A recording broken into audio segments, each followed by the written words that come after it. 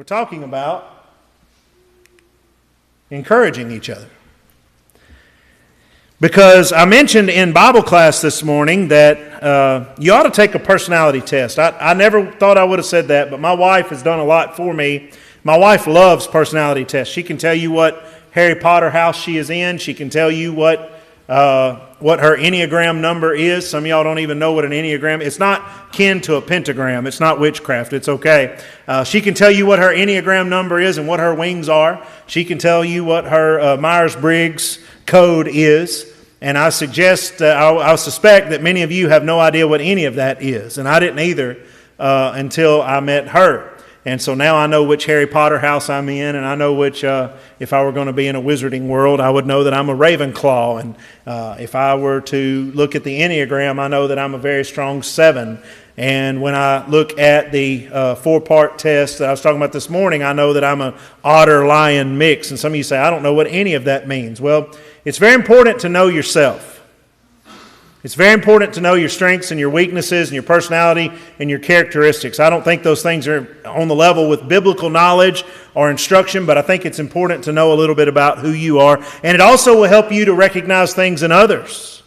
Because once you understand the difference in personalities, then when you interact, say, with an eldership where you have someone who's very reserved, someone who's very outgoing, someone who's very calculating, you can say, oh, well, they're this and they're that, and this is why they think that way. And it keeps us from getting frustrated and angry with other people.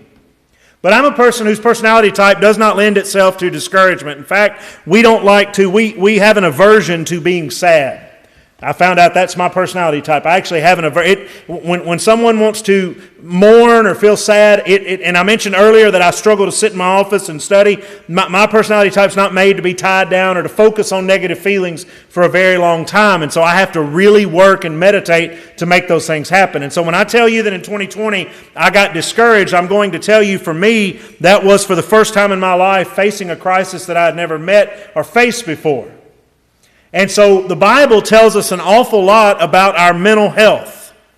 Now, we're living in a world where it seems so often there is a pill for everything. And we may have counselors in the room. We may have people who work in counseling or mental health services. If you do, please hold on till I get done. I think we have gone far too in this direction or that direction, whichever direction, in just giving a pill to everyone. And just saying, well, they've got this and they've got that, put them on this medication that will fix it. At the same time, I believe there are times when people have mental conditions that do need medication. So I don't think we need to throw the baby out with the bathwater, okay? So please hear me out when I say all of this and understand there is a middle ground. And so when I say this afternoon, and what I want to talk with you about this afternoon is about finding a way for the church to encourage each other and build each other up. Our text will be 1 Thessalonians 5:11. Therefore, comfort each other and edify one another, just as you also are doing. And good, I had the right text up there this time. And so we see that one of the things we have to do as a church family, one of the reasons we're here, is to build each other up. And the reason is, literally that word build up, by the way, edify means it's a construction idea. It's got the idea of making an edifice on top, taking someone and supporting them and putting pillars up under them and lifting them up. And the implication is there are times that people need you to help them. They cannot do it on their own. One of the worst things, I put together a sermon several years ago. I don't think I've ever preached it here, but the sermon, and you can tell me if I may have actually, dumb things people say. Does that ring a bell? I put together a sermon, dumb things people say, like sticks and stones may break my bones, but words will never hurt me. That's a dumb thing to tell anybody because words can hurt you. Look at Samson, right? It says literally in the Hebrew that when the Delilah told him that he didn't love her, that it cut him down to the root. Literally, it cut him down to the base of that root, and that's what the Hebrew means there. He literally was cut to the heart. So words can hurt, but one of the dumb things we say, one of the dumb things people say is God will not give you more than you can handle. And I say that's a dumb thing because Paul himself said, when we were burdened above what we could bear. That's a direct quote from Paul to the church at Corinth, or to the church at Corinth about his situation. And his point was, you were there to give me strength when I was not enough on my own. And there are going to be times potentially in your life or in the life of your elders or your preacher or your deacons or your family here in the church where you are going to need someone to pick you up and lift you up. Every one of us at times, I don't care if you are, by the way, another personality test, if you've ever looked at as the Winnie the Pooh test. Have y'all seen that one? You know, you got your Eeyores, the mopey, sad, live in the blue all the time. I'm a Tigger, by the way, on that one, if you didn't figure that one out. All right, so, even Tiggers sometimes need encouragement. Now, our foundation text today is going to be 1 Thessalonians chapter 3. By the way, we're staying in 1 Thessalonians, and I'm going to suggest to you this afternoon that if you'll take time and read this book, it's a very short book that Paul writes to the church at churches of Thessalonica, but here in 1 Thessalonians chapter 3, we're going to see sort of a foundation text that illustrates the point I'm about to make as well as anywhere here in the book. But Paul here says, therefore, when we could no longer endure it. By the way, another proof there that he had more than he could bear, right?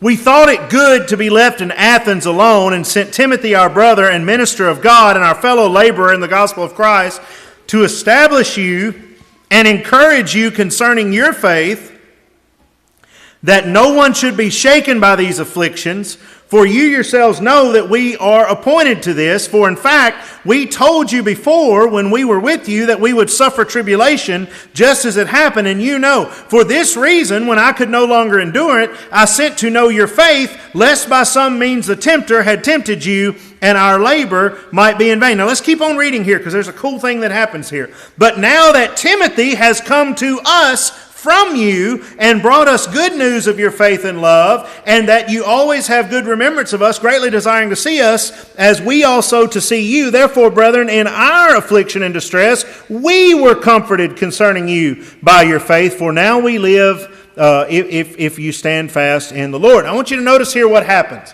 Paul says they were going through a hard time, and the churches of Thessalonica were going through a hard time. Okay, we all get that from what's said in chapter 2 and here in verse 1 of chapter 3 where we read. And so what Paul does, Paul sends Timothy to them. Paul sends an encourager from himself to them and says, I'm going to send him to you so that your affliction doesn't overwhelm you. So here's Paul sending an encourager out to pick them up. And what does he say? He says, when he came back to bring a report of how you were doing, then in our affliction, as we were discouraged, he encouraged us. Did y'all notice that mutual encouragement there? Paul says, we sent Timothy to encourage you, but what ended up happening was he came back, told us how you were doing, and now we got picked up. And so there is a pattern in the Thessalonian letter here in the 1 Thessalonians that we're going to look at this afternoon. There's 3 points that we're going to make, and that's all. I know you just ate and you're tired. I get it. And so there's 3 points we're going to make this afternoon. The first one is, courage is essential to faith. You say, where is that in the text? Well, when you look here at what happens, they are discouraged, and he is sending them to encourage them. I think sometimes we remove the concept of fear from discouragement. We'll get to that in just a moment.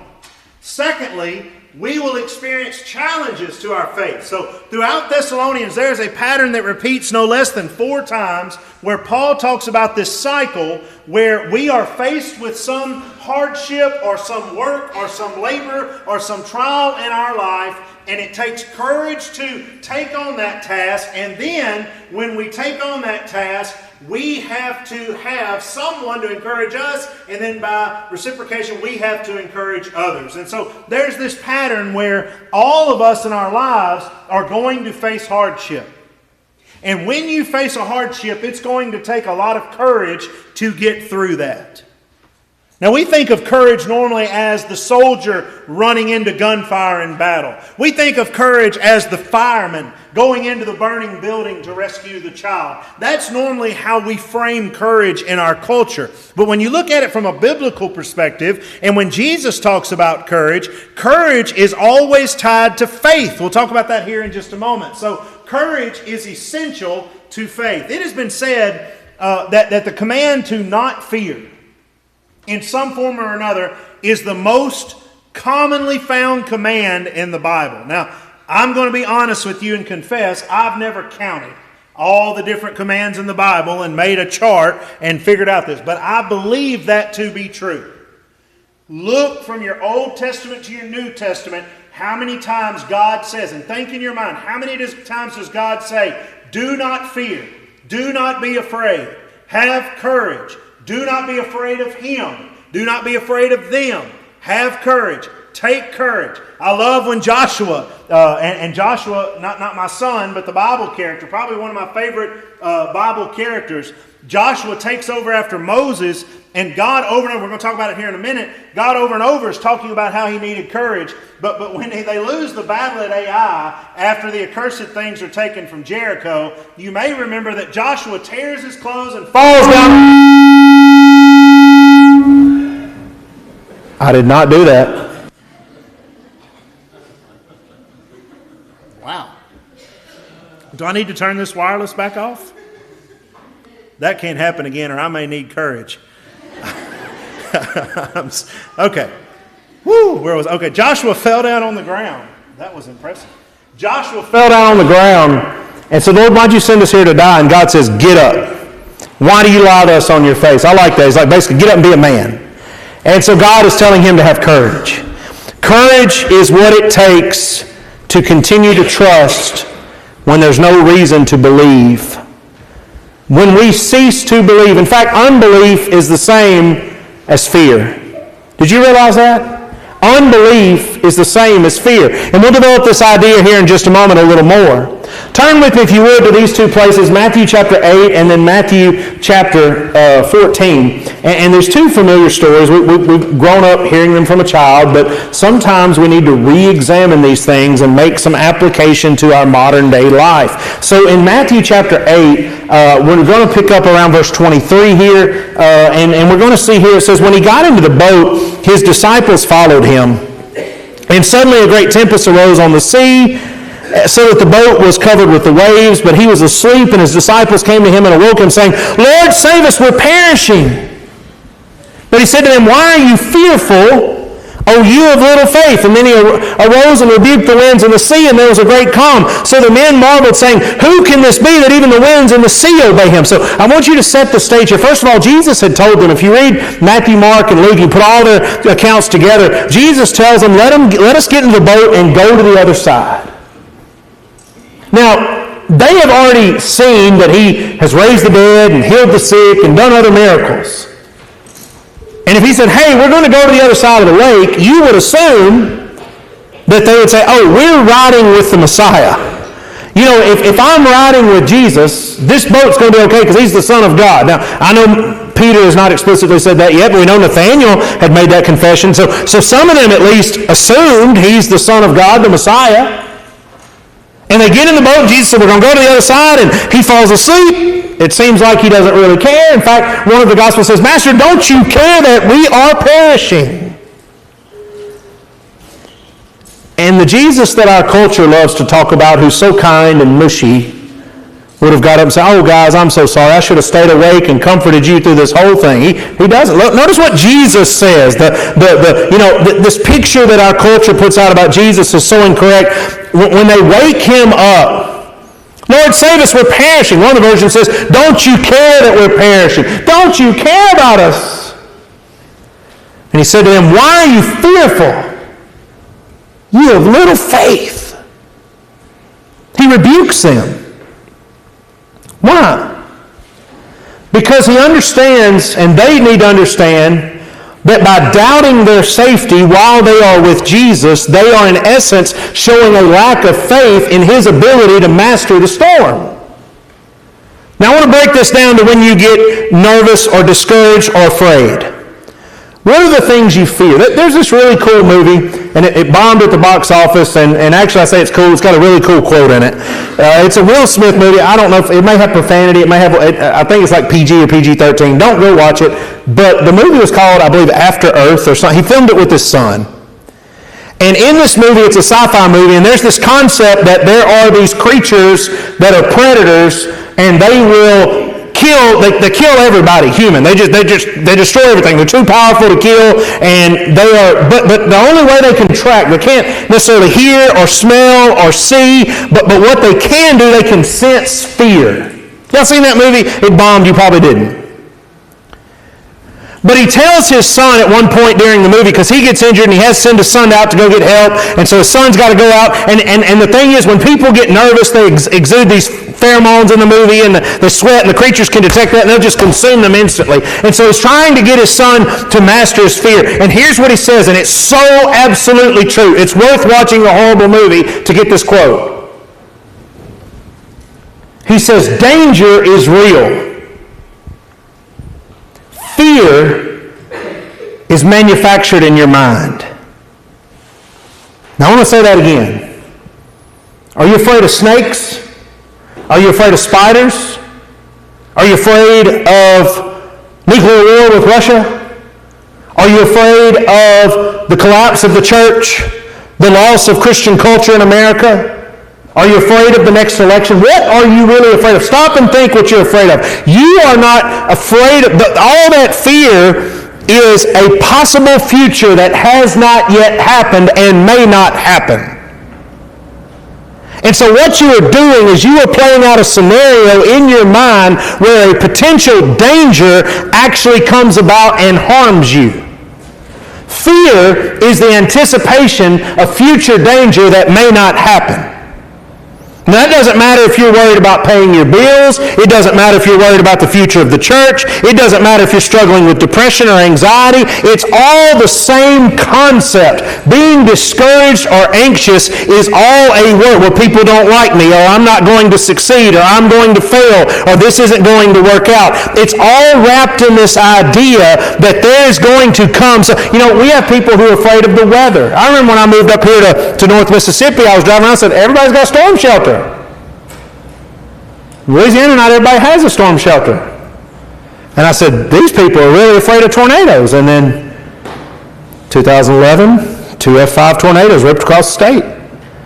2014, one ripped right through Tupelo, F4.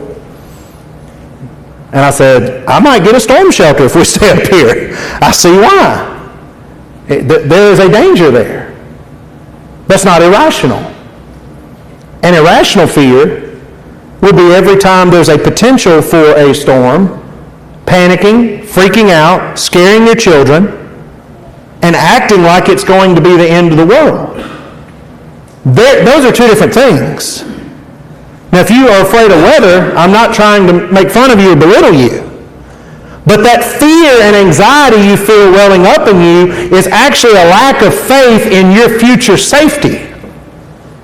Your faith that you are going to be okay has now been hindered by this potential of danger. And that's exactly what Jesus is talking about here in Matthew chapter 8 when they wake him up and they say, Lord, we're dying. And he says, why are you afraid? You little faith havers. That's what he says. You have little faith. Over in chapter 14 and verse 25, we see a similar incident. And in this case, Jesus is walking on the water. And in verse 25, we all know, like I said, we all know these stories. In the fourth watch of the night, Jesus went to them walking on the sea. And when the disciples saw him walking on the sea, they were troubled, saying, it's a ghost! And they cried out for fear. But immediately Jesus spoke to them, saying, be of good cheer, it is I, do not be afraid. So again, have faith that it's me. And that'll quell your fears. Now, notice what happens. Peter said, Lord, if it's you, command me to come to you on the water. And he said, come. And when Peter had come down out of the boat, he walked on the water to go to Jesus. We always pick on Peter because he sinks, but I want to point out, other than Jesus, he's the only human being to ever walk on water that we're aware of. So don't sell Peter too short. But notice what happens. But when he saw the wind was boisterous, here's the picture. When he saw the wind was boisterous, what was he afraid of? He's afraid of the wind. The wind was already there. Jesus was walking on the water with the wind. But when Peter saw the wind, and so what happened was his focus went from the God who was walking on the water. You know the psalmist says that God controls and stills the seas and walks on the seas? And I have to imagine when these things happen, they're immediately singing those songs in their mind, and they're thinking, man, Jesus must be God. And so when he sees God walking on the water, he says, hey, you can help me to walk on the water. And he does, but then he shifts his focus to the wind, which was the perceived danger. and he was afraid. And beginning to sink, he cried out, saying, Lord, save me. And immediately Jesus stretched out his hand and caught him and said, Oh, you of little faith, why did you doubt? So in both of these instances, we have discouragement and anxiety and fear wrapped up with a lack of faith. And I hope we can understand that from a spiritual point of view, that anytime we are worried about the future, there is a lapse in our faith. And that's not being critical of our faith. That's not me telling you, well, you don't have, by the way, here's Peter and the apostles who didn't have faith. And they're like the 12 best, okay? So again, if they struggled, then we struggle.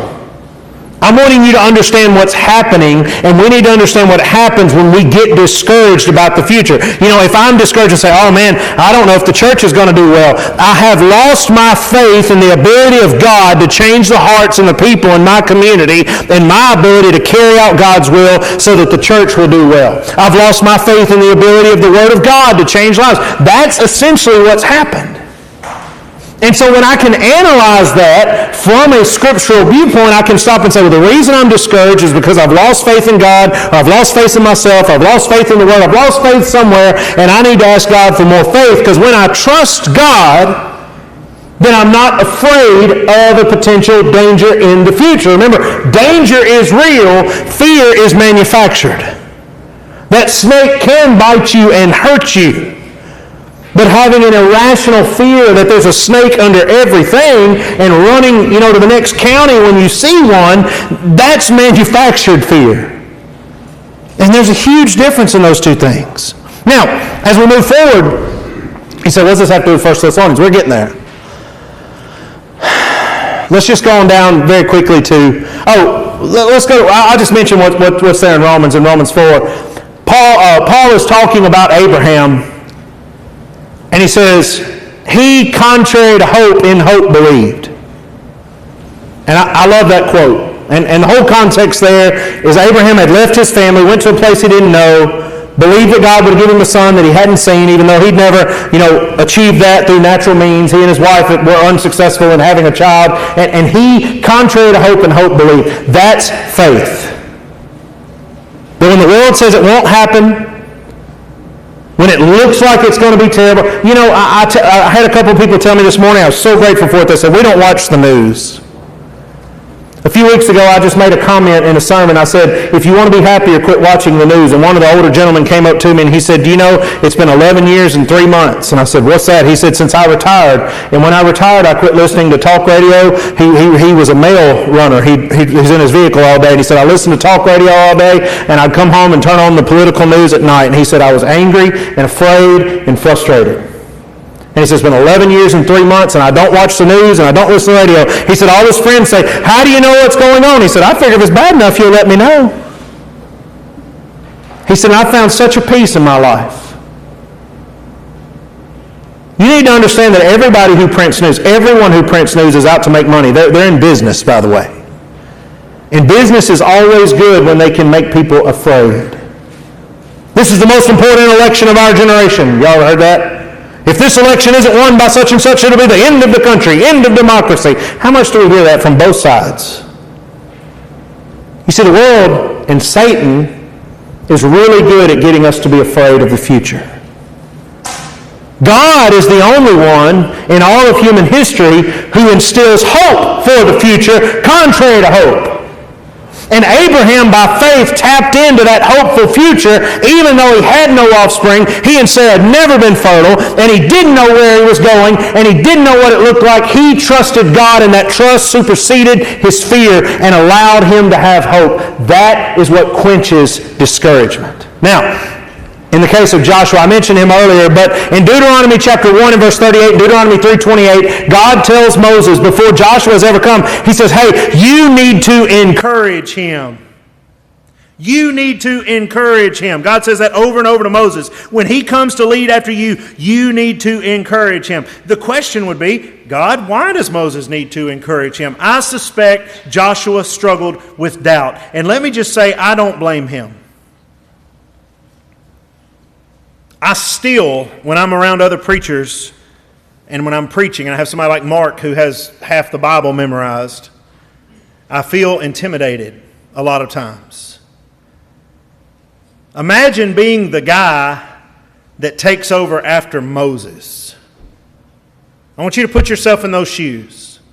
Here's the guy who brought the 10 plagues, who got the children of Israel out of Egypt, who crossed the Red Sea, whom God talked to as a friend, whom God says was the meekest man in all the land.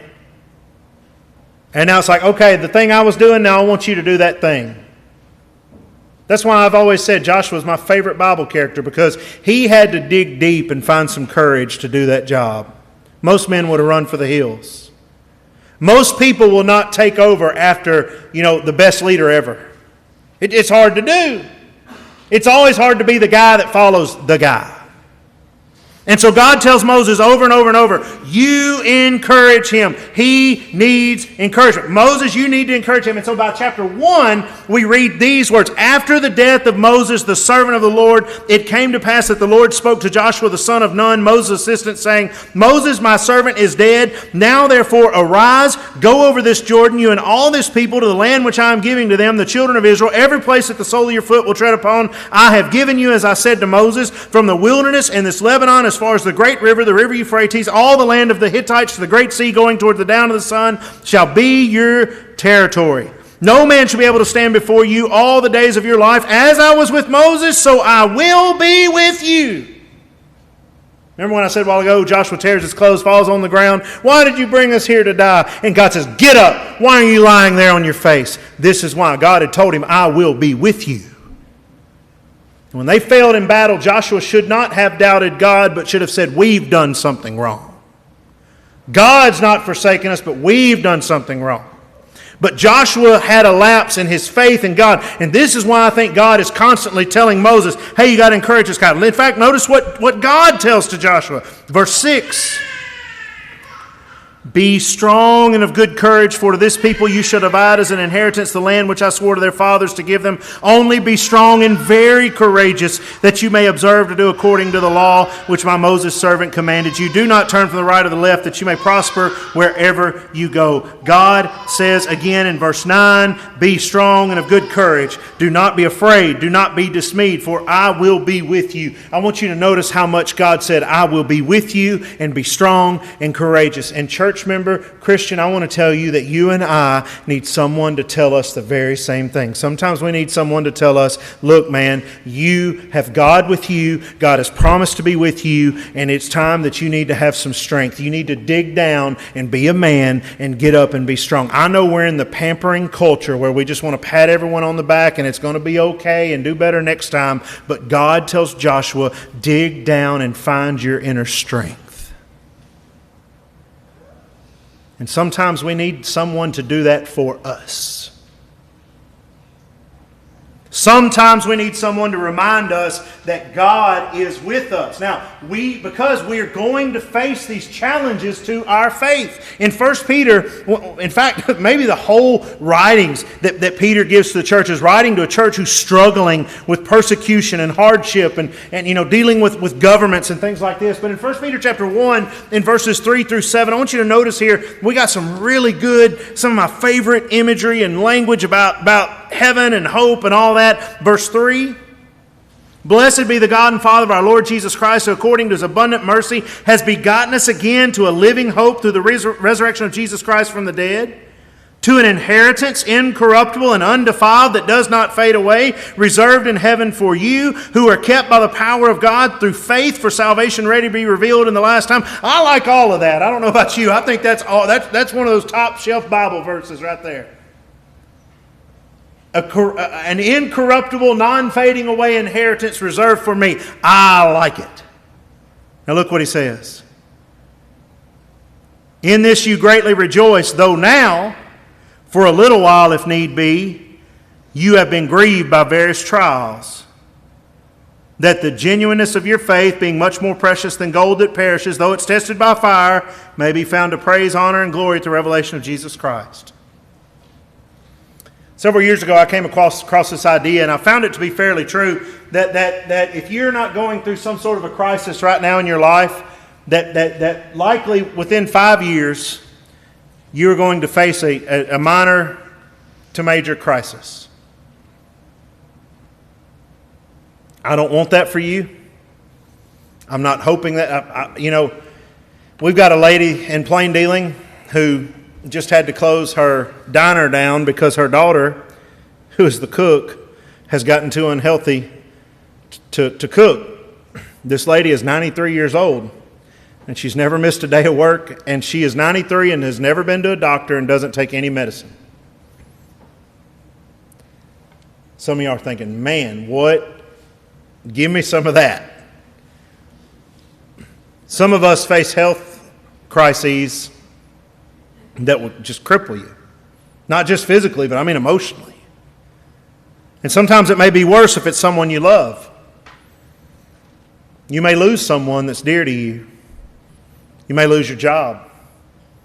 You may have a tornado hit your home like happened to my parents in 2017. You may have a career crisis. You may have a crisis about where to move, or you may have something going on with your kids. They may get into something or do something stupid at school. We all love those calls from the school when they're serious, right? I just know from the statistics, chances are you're going to face something that's going to challenge your faith. And I'm not talking about, like, how are we going to pay the water bill this month or what. I'm talking about a serious faith-challenging crisis is probably going to approach you in the next 5 years of your life. And Satan is going to do everything he can in those moments to make you doubt God, doubt yourself, and be afraid of the future. And that's when your faith means everything.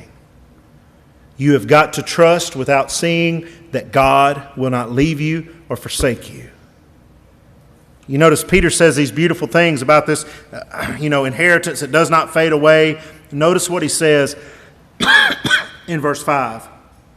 Who are kept by the power of God through faith. That's why your faith is so important. That's why you can't quit when life gets tough. I've been tempted to quit. I'm not talking about quit preaching. I'm talking about quit. Have you not been? I know preachers don't normally say that sort of thing because we're afraid of how it might be perceived. Well, I want to talk a little bit about Timothy because we just finished studying 2 Timothy, and I don't know if you know this or not, but Timothy, from all I can ascertain from studying 2 Timothy, Timothy had stopped his ministry. That's why Paul says, I want to remind you to stir up the gift of God which is in you through the laying on of hands, right? Well, you don't have to stir something up if it's already up and going.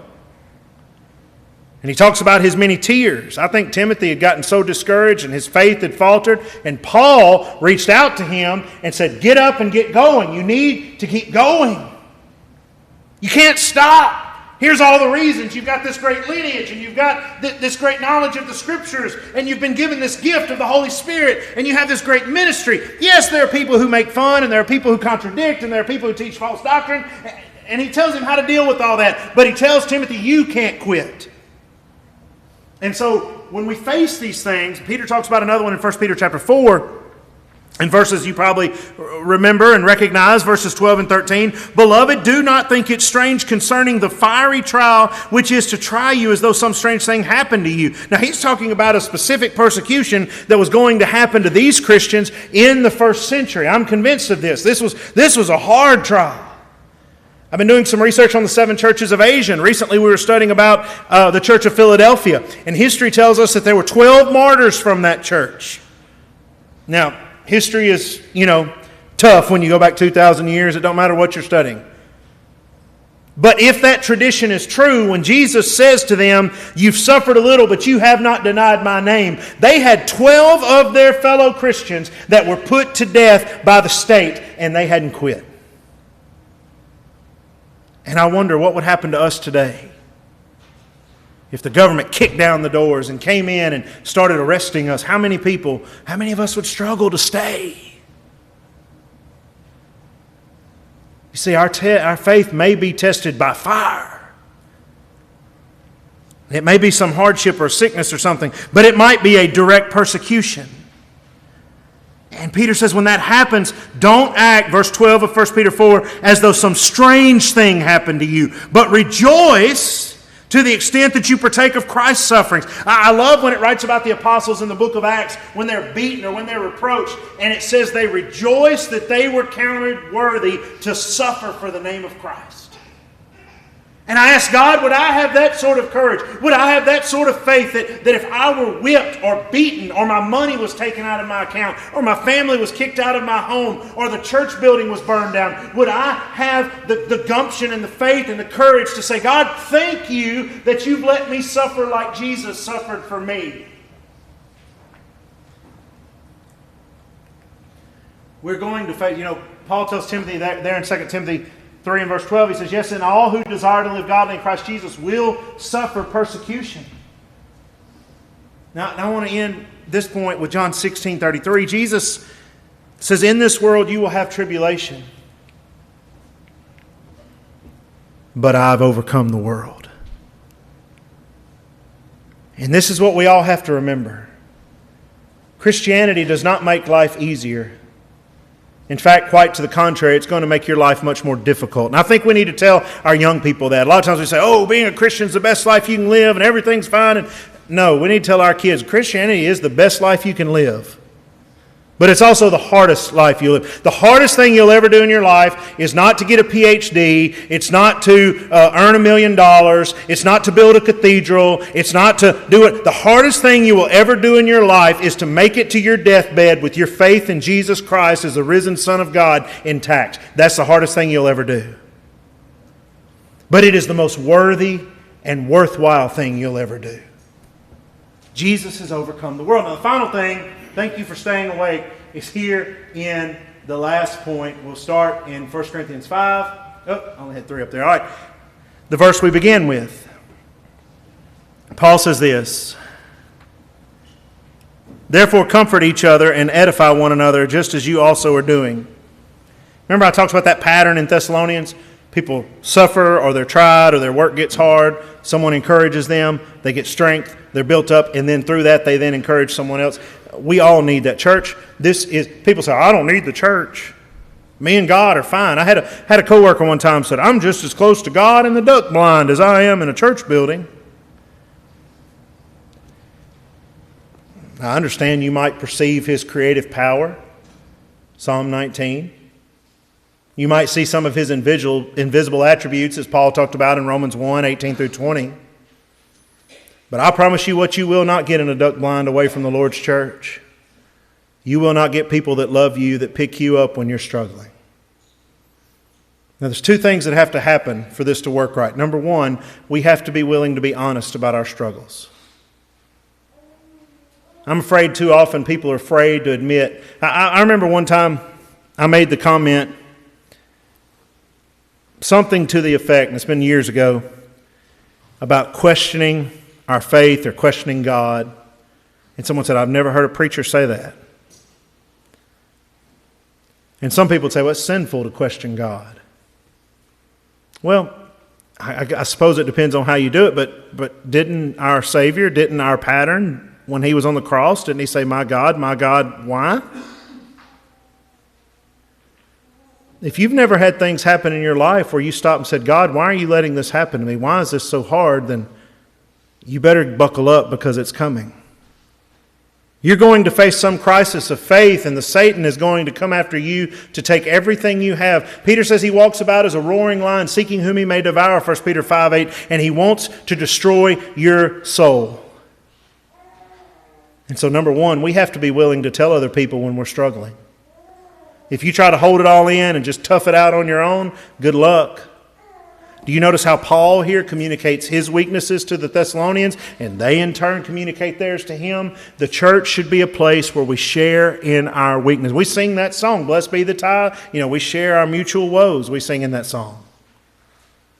But yet sometimes I think we think if somebody walks to the front and asks for prayers that they must be weak. No. They're human. Our prayers for one another are not only when we've sinned.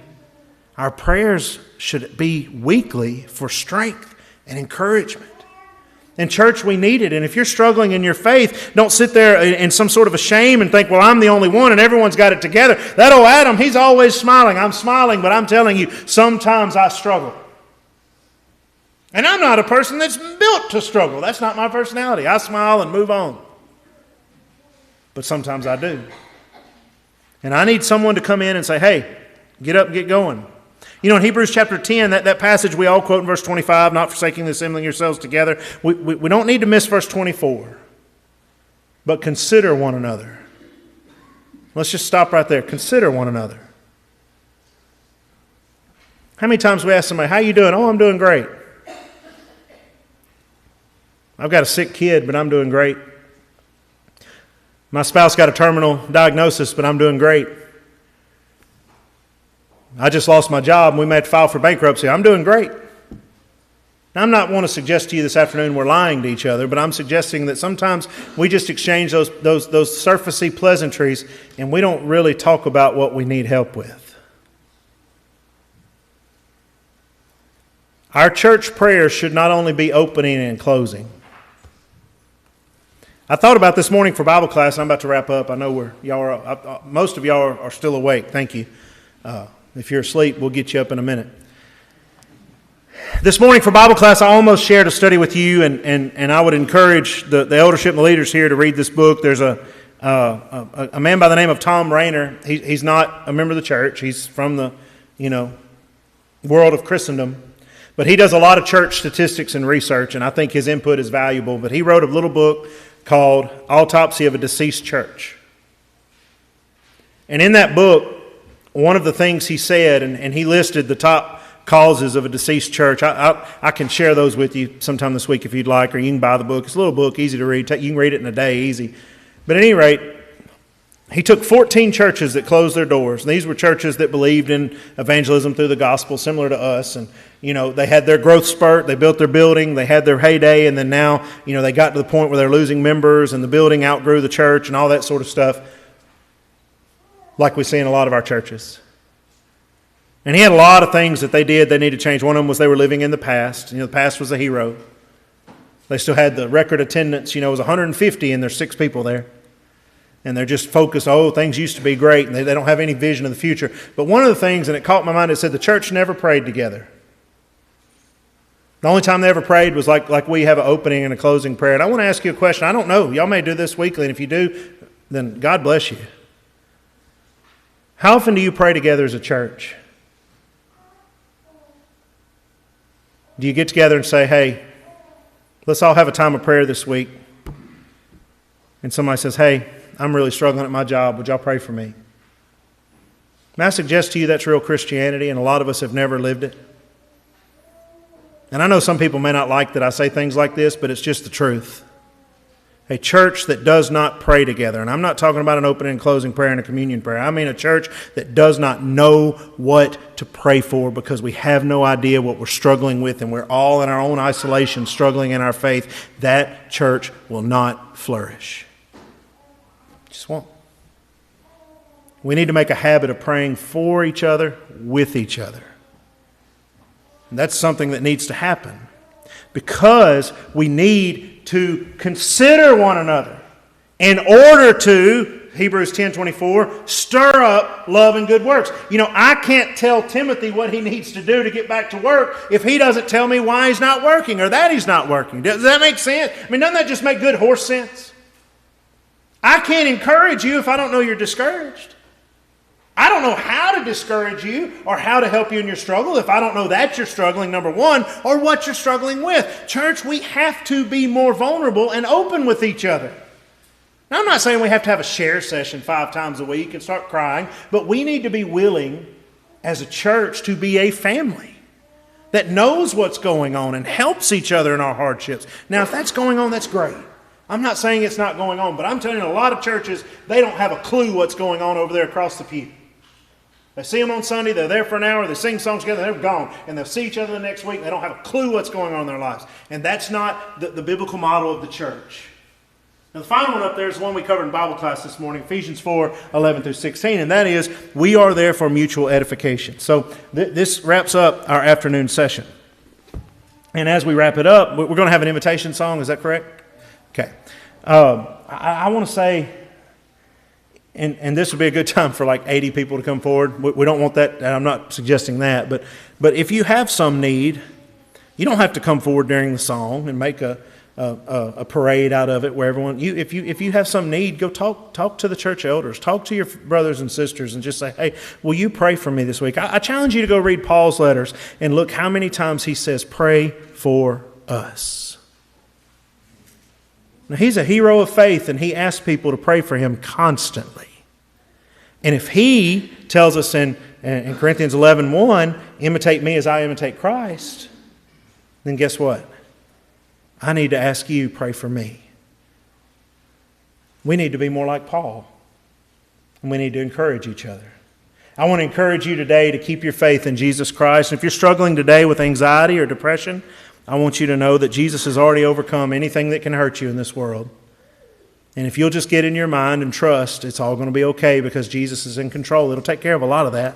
Go read Philippians 4 and 6 and on down. Be anxious for nothing but in everything by prayer and supplication. Let your requests be made known to God.